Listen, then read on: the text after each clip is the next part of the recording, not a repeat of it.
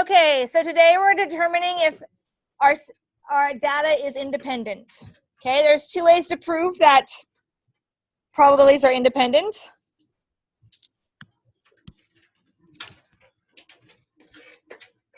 Okay, the first one is that two events are independent if the probability of A given B equals the probability of A, or if the probability of B given A equals the probability of B. Okay, it's really hard to find data that is independent, just so you know.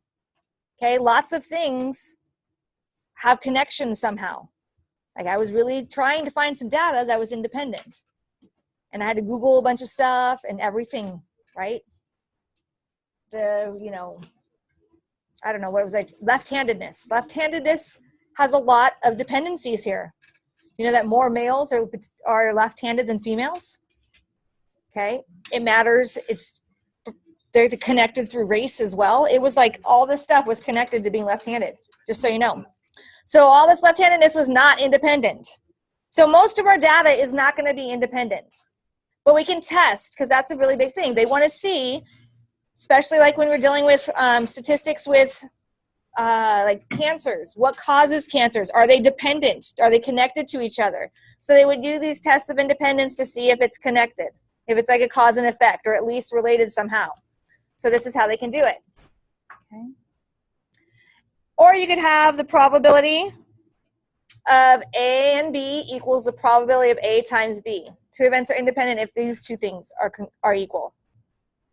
Okay. So we're going to do the test of independence. We're going to find all this data. Okay, survey was given and two questions were asked. Are you an adult or a student?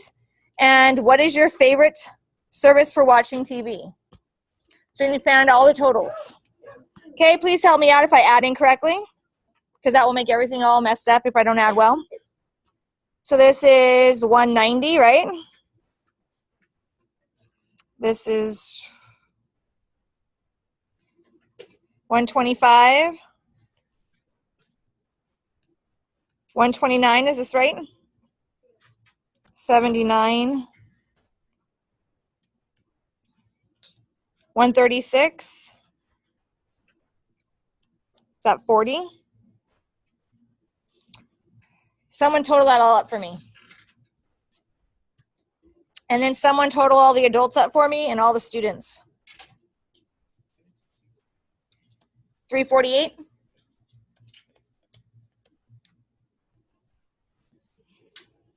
Yeah, Alex. 699. Okay, and how many adults do I have? 341? 351. Okay. So we want to see what the probability is. Your favorite way of watching TV is through Netflix, Amazon, Hulu, Time Warner, DirecTV, AT&T, and how that relates to you being a student or an adult, basically. So the first thing we're going to find is the probability, if I randomly select a person for my survey, and what would be the probability that they liked Netflix as their favorite way of watching TV. Okay. So this is out of everybody on the bottom. So it's a total of totals. And on the top is just total of Netflix.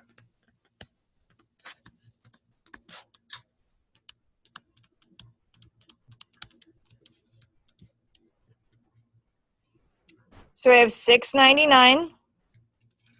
And the number of people who liked Netflix was 190.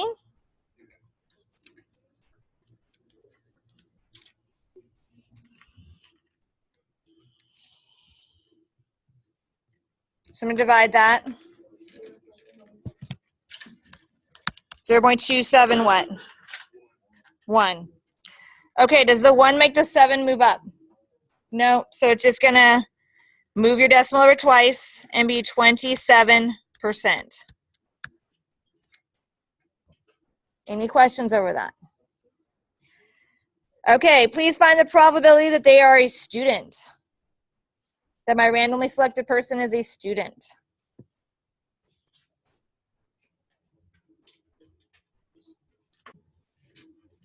Okay, what was your fraction? What was on the bottom?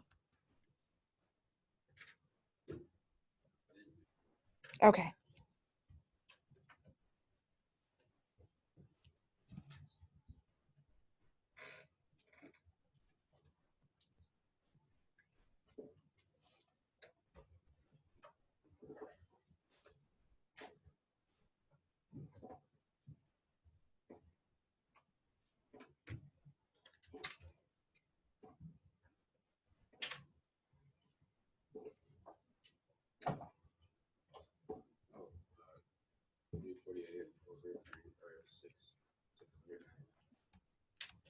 Okay, so it's out of everybody, and we just want the number of students, which are 348.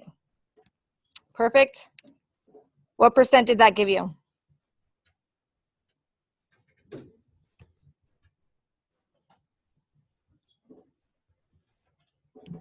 Do you know? Okay, somebody do the math for me. 27 again? Oh, 49.7, which would be 50%.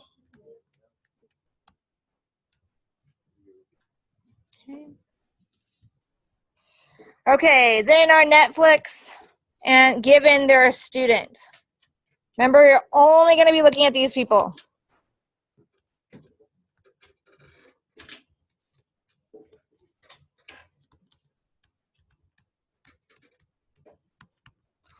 Okay, so I'm not going to be using everybody because I don't care about the adults. I only care about the students. So on the bottom should be my students of 348.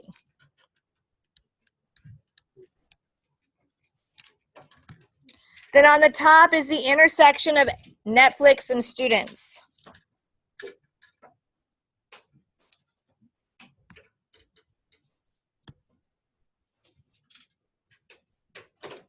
So those people, oopsie, those people, 102, are on the top.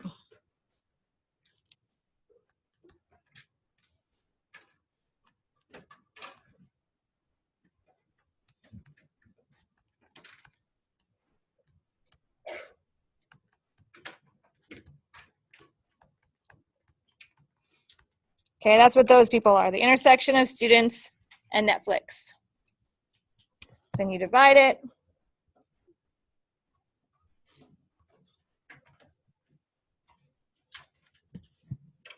That gives me about 0.293. Does the 3 make the 9 move up? No. Move your decimal twice, and it's 29%. Any questions over that? Okay, so the next one now asks you, is the probability of Netflix being a person's favorite way to watch TV and the probability of a person being a student independent? Do they affect each other or not? Explain and verify using the test of independence. So our test of independence, again, was the probability, in this case of Netflix, given they're a student,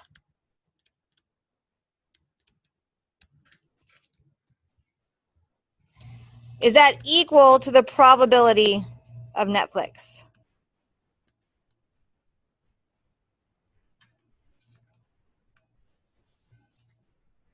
So the probability of A given B should be equal the probability of A.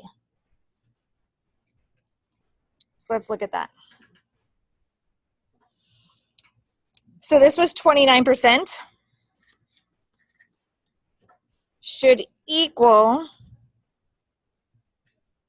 the probability of Netflix, which was 27%.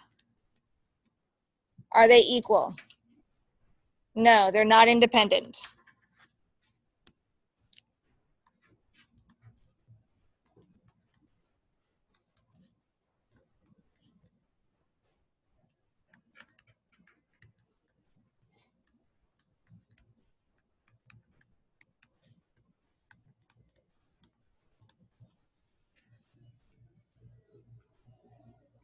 Okay, does this mean that more students like Netflix or more adults like Netflix? Okay, more students do, right? 29% of students like Netflix, okay?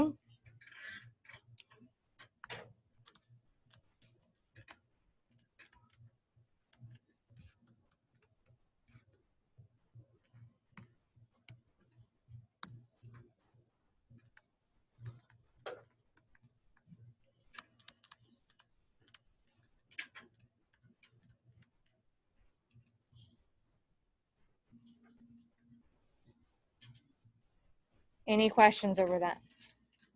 We're all good? Okay, I want you guys to find E, F, and G using that same data.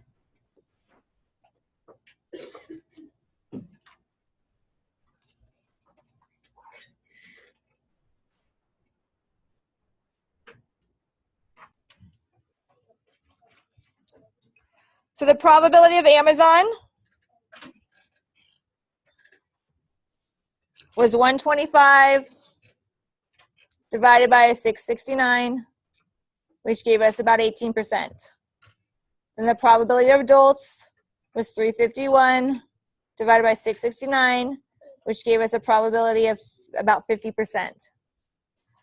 Then adults given Amazon should have been 61 divided by 125, which is 49%. Any questions over that? So then we're asked if these are independent. It says the probability of Amazon being a person's favorite way to watch TV, A, and the probability of a person being an adult, that's our B, are they independent? Explain your reasoning. So again, it should be the probability of Amazon given they're an adult should equal the probability of Amazon.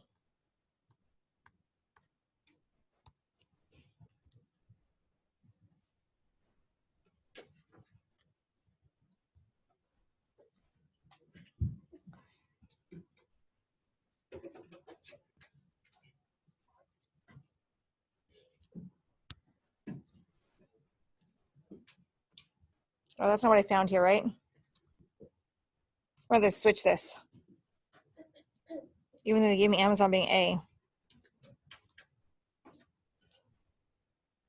Well, that's not going to work. Okay, so we got to find one more probability here. We need the probability of Amazon given they're an adult. This was backwards for this, so we need to find that one that works for this.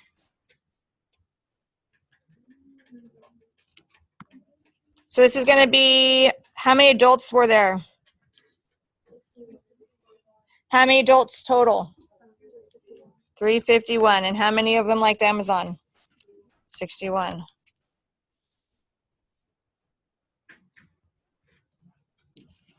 So what percent is that? 17%? Okay, so we ended up getting 17% is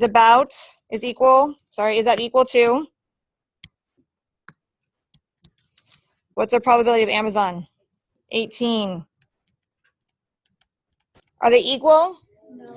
They're pretty close, but it's not equal. Okay, and the test of independence means they have to be equal.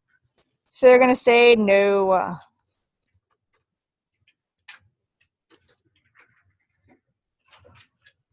In this case, do adults like Amazon more? No, students would, because the total is slightly more of just Amazon.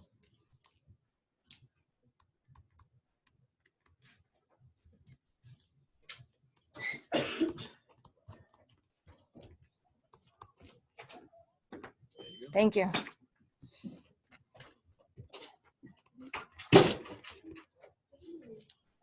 It's the wind. Okay. It's 3. Yes. Okay. Technically, slightly more students watch Amazon than adults. So they are dependent on your age in this case. Okay, on the back, there's one more test of independence.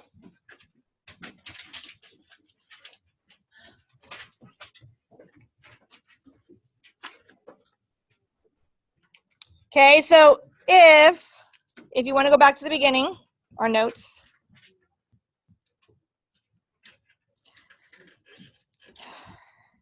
Probability of A and B equals the probability of A times B. If this is true, then they are independent events.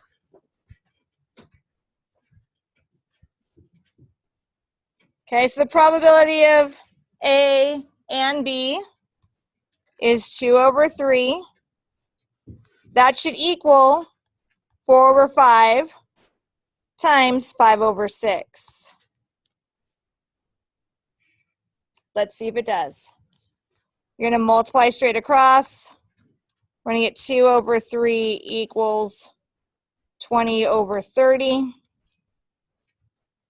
Can we reduce that? Yep, we're going to divide them both by 10. So we're going to get 2 over 3 equals 2 over 3. That work? Yes. A and B are independent.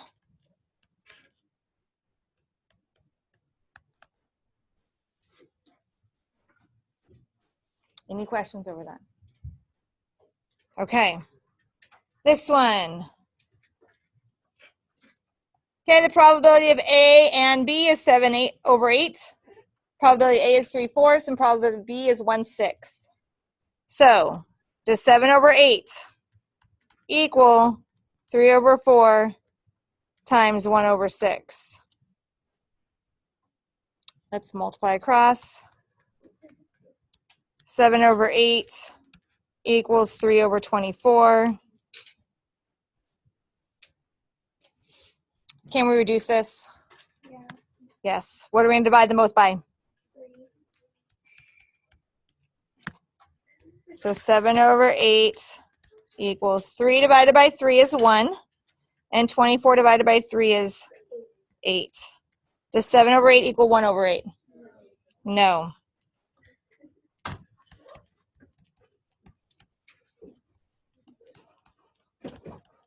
They're not independent. Any questions over that? Okay, your homework is 8.4 due tomorrow. The review that you picked up on your way in is due Friday. Okay?